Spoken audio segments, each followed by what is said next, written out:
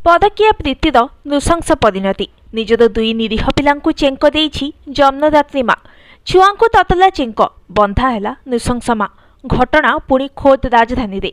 स्वामी को घर बाहर करी प्रेमिक सहित मिसी निज दुई छुआंकु चेंक देवा घटना रे अभियुक्त माँ और प्रेमिक को गिरफ करिछि मैत्री विहार पुलिस। बंद घरे 3 दिन काल ततला चेंक खाई गुरुतर होइछन्ति पुओ झियो। पुलिस उद्धार करी सेमानंकु मेडिकल पठाइछि। नृशंस माँ और प्रेमिक को गिरफ करी जेल पठाइछि।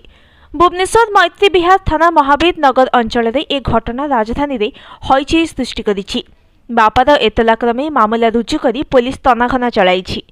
एहाकु अति संवेदनशील घटना भावरे नहीं अभियुक्त जेपरी कड़ा दंड पाइबे सेथिप्रति पुलिस प्रचेष्टा करिबो बोली भुवनेश्वर डीसीपी कहिसंती। निज जन्म कला माँ ठारू ततला चेंक खाई जंत्रणा भोगुछंती शिशु। गोड़ ठारू मुंड जाए सबुठी फोटका चेंक दाग।